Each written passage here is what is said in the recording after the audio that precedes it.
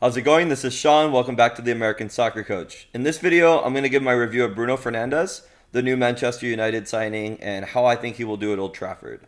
So Bruno Fernandes is a 25-year-old midfielder from Portugal. He can play many positions, but his traditional position is as a number 10. So he is coming from Sporting Lisbon, one of the big three teams in Portugal, along with Benfica and Porto. So Bruno Fernandes has been signed for up to 80 million in euros, so about 88 million US. I think that's the highest the fee can rise to. You have to consider it's about add-ons and things like that if it goes up to that number, which is a big number, especially for a player who is 25 years old. So I think usually when you see that kind of money thrown around, maybe like a player like João Felix, who's from Portugal and came from Benfica before going to Atletico Madrid. He's obviously a lot younger, and the transfer fee was higher, but usually you'll see big money thrown around for players that are a little bit younger than 25. Now, having said that, Bruno Fernandes has dominated the Portuguese league. So the last two seasons with Sporting Lisbon, he has been voted the player of the year in the league. To give you a little bit of insight on his game, he is a traditional number 10 in the fact that he can pull the strings. He's very good passing the ball. He can shoot the ball. He's very good. He's a pretty good finisher for a number 10. A lot of number 10s, you have guys that can pull the strings, but they can't really get on the end of crosses or can't finish from the box, outside the box. He's not that type of player. He could do a little bit of it all. The other thing that I really like, and I think the reason that he will do well in England, is he's not like for example, like a Mesut Ozil is a great player, but he struggles a little bit defensively, that working that side of the ball. Bruno Fernandes will work both sides of the ball. His stamina is fantastic. He can really work the entire 90 minutes.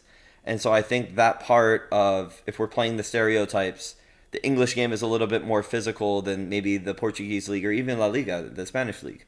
I think that Bruno Fernandes, despite being a number 10, will be able to adjust to that part of the game. Like I said, I do think that this is something that Manchester United has been lacking. I don't think that they have a elite number 10 on the team. I don't consider Pogba a number 10. I don't think he's a true creative playmaker. He's probably more of a box-to-box, like a number 8 to me. So you don't really have a traditional number 10. Like Jesse Lingard, everybody talks about him not getting, he's had like one assist or one goal this year or something like that. So I think that this is what Man United need. They need a number 10. They need another goal-scoring threat, but they need somebody that's going to be able to create chances for the likes of Anthony Martial, of Marcus Rashford, and even, if Pogba can get back in the team because of his injury, free Pogba up a little bit more too. So I think that this is a good signing. 80 million euros is a big fee, but I do think this is a player that can live up to the price tag. I think 80 million is a little bit much. Maybe 60 or 70 would have been more what I was looking at. But having said that, I still think Bruno Fernandes is a very good player, and he is with Bernardo Silva. I think he is the future of the midfield for Portugal at national team level, and I also think that he's going to be a very good player at club level with Manchester United. What do you guys think about Bruno Fernandes? Do you guys think that he will flop at Manchester United, or do you think he will have a good career? Let me know in the comments. As always, thank you guys for watching. Goodbye.